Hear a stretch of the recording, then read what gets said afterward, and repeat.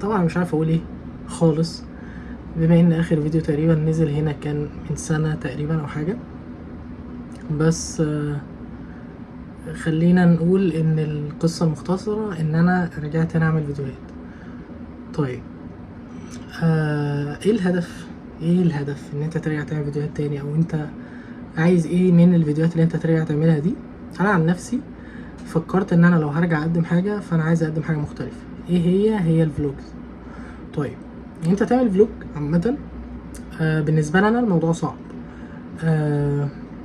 طبعا اولهم ان الستاند اللي انا شغال بيه اتكسر خلاص، ما بقاش نافع، فاجيب واحد تاني. وما عنديش المايك اللي هو الوايرلس، فبرضه الموضوع هيبقى صعب شويه لو انا عاوز اصور حاجه بره.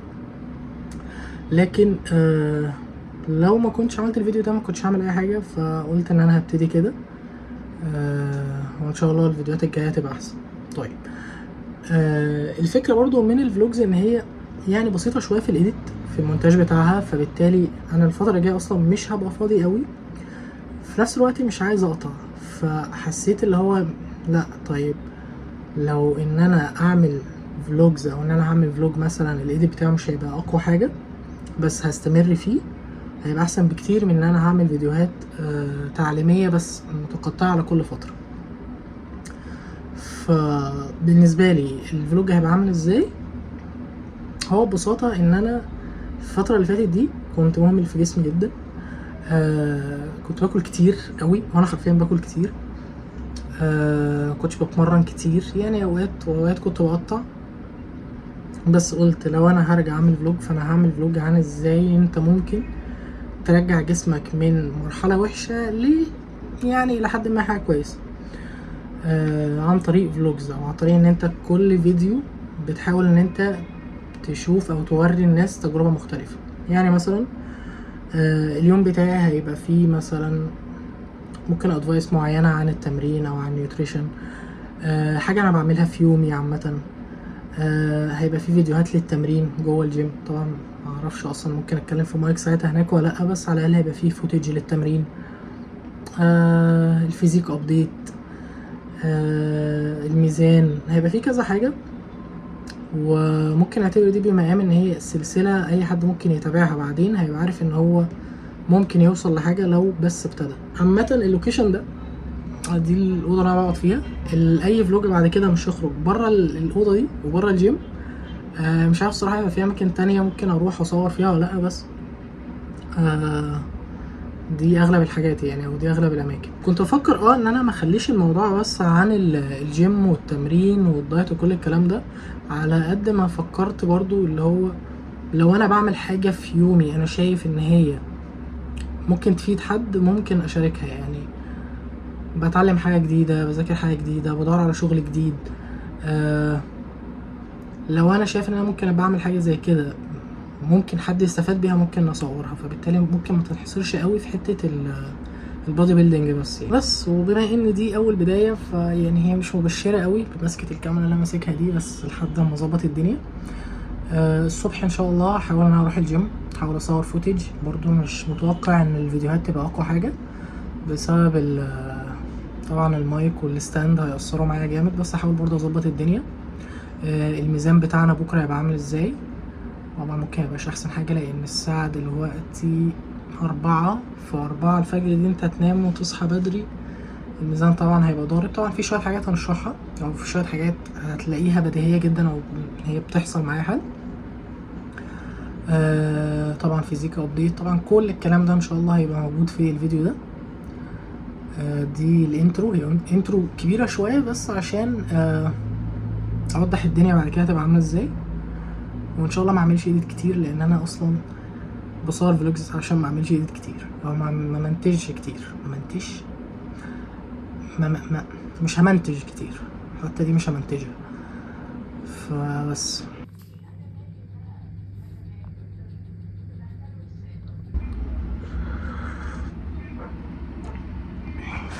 طبعا وزن 80 كيلو 600 جرام ده لا اتمنى له ألد اعدائي،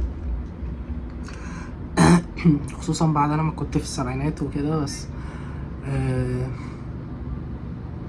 يعني بعد 3 ايام العيد احمد ربنا قوي ان هي جت على قد كده. المفروض دلوقتي بنفطر، بنشرب القهوه وهقعد اخلص شويه حاجات. بعد كده اروح الجيم، نحاول ناخد الفيزيك ابديت. وهنحاول ان احنا مش عارف اعرف صور اصلا تمارين ولا لا، غالبا مش هعرف من غير الستاند يعني، بس هنشوف لها صرف. في حاجة شائكة جدا، يعني دلوقتي الفطار قدامي، وانا الصراحة معرفش الناس اللي بتطلع تصور اكلها او تصور الفطار بتاعها او ايا كان بتعمل ده ازاي. بحس اللي هو انا كده اصلا محدش يعرفني، او الفلوج ده مثلا ممكن يشوفوا 2 3 اللي هيكملوا الاخر، بس بحس اللي هو لو حد شافك مثلا بتاكل اكل معين هو مش قادر ياكله، او هو مش قادر ياكل نفس اللي انت بتاكله، انت هنا ما بتوصلش اي حاجة غير ان انا احسن منك، او ان انا عايش حياة احسن منك. فما اظنش ان دي حاجة كويسة قوي، او ما اظنش ان دي حاجة مقبولة بشكل كبير. ممكن يبقى فيها شبهة حرمانية اصلا، خصوصا يعني في عز اللي احنا فيه وكل اللي حوالينا ده. بس انا دي وجهة نظري عامة في الموضوع ده.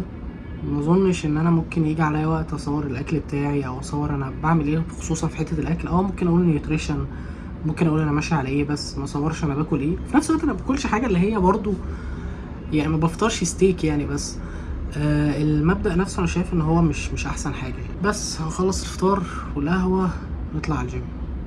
كان نفسي اعمل كده بس انا معيش كاميرا، انا معايا موبايل. بعمل كده بعدين فيو كده، ممكن اعملها فيو.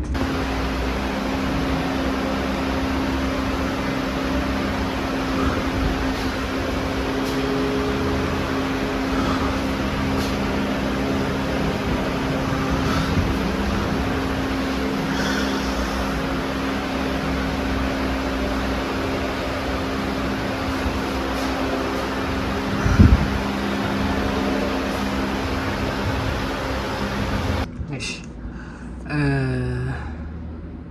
مش عارف اقول ايه، والله العظيم ما عارف اقول ايه. وبما اني ده اخر فيديو في الفلوج، فاعتقد المفروض اقول ايه الهدف منه، او ايه اي حد ممكن يشوف الفلوج ده او الفلوجات الجايه باعتبارها ده فلوج يعني ممكن يقدر يستفيد منه. بالنسبه لي انا اهم حاجه هو التغيير اللي ممكن يحصل، سواء لشكلك، لجسمك، لصحتك، لحياتك عامه. اعتقد ده ممكن يبقى الهدف الرئيسي من الفلوج ده، او اي فلوجات تانية ممكن تكون بتتكلم عن نفس الموضوع. في الوقت الحالي او الفكرة الحالية للفلوجات دي هي ان انت تحسن من شكل جسمك. ممكن يبقى في حاجات تانية ماشية معاك في الرحلة تقدر تحسن منها برضو، لكن الهدف الاساسي من الفلوجات دي هو ان ازاي ممكن تخلي شكل جسمك كويس، او ترجع تاني تخلي شكل جسمك كويس وتهتم بصحتك، وتحاول انت تاخد بالك من نفسك يعني. فاظن لو هنتكلم عن الخطة نفسها اللي انا همشي عليها، فهي بتبقى نيوتريشن بلان. انا ما عملتهاش، لكن هي معمولة من برنامج كده اسمه ماكرو فاكتور. ده مش اللي عامله مش مصري، واللي عامله كان ناس او هما ناس فعلا مشهورين في المجال ده. عاملين حته كده في AI ان هي بتحسب لك السعرات بتاعتك على الميزان والوزن والحركه بتاعتك وكل الكلام ده. فبتبتدي اصلا وتدخل وزنك على البرنامج، وتبتدي تشوف التغيرات اللي بتحصل في الوزن، ويبتدوا ان هم يتعاملوا معاك سواء عن طريق AI، او هو غالبا كله AI، مفيش حد بيتواصل معاك بشكل مباشر، بس في امكانيه ان انت تتواصل مع حد. انا لسه معرفش الصراحه الموضوع. بالنسبه للتمرين، لان دي تاني حاجه في المعادله، هو البرنامج التمرين اللي انا كنت بتمرن عليه الفتره اللي فاتت. بس انت عشان تبتدي تشوف نتائج في شكل جسمك، انت محتاج اكتر من برنامج تمرين يكون كويس. يعني انت لو خدت احسن برنامج تمرين في العالم ومشيت عليه، بس ما وظبتش على الجيم قوي، ما اهتمتش بالاكل قوي بشكل كبير، مش هتلاقي مثلا تحسن غير 10-20%. وده اللي انا كنت حاسه في اواخر رمضان كده، لما بدات انزل جيم او ابتدي انتظم تاني، مش عارف اظبط اكلي قوي. فبالتالي اي تغيير انا كنت بحسه كنت بحسه بسيط قوي، ما كانش ملحوظ لاي حد حواليا، وبالنسبه لي كان ملحوظ بشكل بسيط جدا. فاعتقد الفتره اللي جايه هحاول ان انا التزم في جيم اكتر. يعني برضو عندي حته اللي هو انت ممكن تروح شهر كده وتقعد لك اسبوع ولا حاجه، فده مش انتظام خالص. طبعا الاكل اهم حاجه زي ما قلنا. وفي الوقت ده وفي الرحله دي عامه لو في اي حاجه المفروض ان اي حد يحسنها، سواء في شغله سواء في دراسته سواء في اي حاجه عامه في حياته، ممكن ياخدها بشكل اللي هو تدريجي، او ان هو يحاول فيها واحده واحده، ما يخبطش الحاجه مره واحده، لان هي مش هتيجي كده. ما اظنش ان في حاجه ناس كتير تعبت فيها، سواء ان هي مثلا تعبت في شكل جسمها او ان هي بقت شاطره في شغلها او ايا كان، من مره واحده او من محاوله واحده، او ان هي عملت ده مره واحده فبقت جامده فيها. اعتقد دي اهم حاجه يعني. بس يعني ربنا يكون في عون اللي هيتفرج على الفلوج ده. اصلا هو ما يعتبرش فلوج، انا اصلا لسه واخد بالي ان انا كنت تحت، يعني بجد كنت بمارس نوع من انواع الاكتيفيتي تحت. كنت عند واحد صاحبي ما صورتش اي حاجه، يعني المفروض اللي بيعمل فلوج ده بينزل بقى ويشوف الشارع ويتكلم في الشارع او يصور اي حاجه بيعملها. انا ما عملتش حاجه، انا رحت الجيم وصورت التشيك ان وصورت الميزان، وقلت ايه الفكره من الفلوج. اتمنى الموضوع ده يعني يتحسن بعدين، بس في الوقت الحالي او في الفيديو ده على الاقل هو ده المتاح حاليا، حتى اجيب ستاند معايا بعدين. فبس ان شاء الله ما يبقاش اخر فلوج، وان شاء الله ما يبقاش بالمنظر ده تاني. لكن فعلا لو حد حب يأجل اي حاجة مش هيعملها، لازم ترمي نفسك. بس ما اظنش ان في حاجة تانية محتاجة تاني. سلام.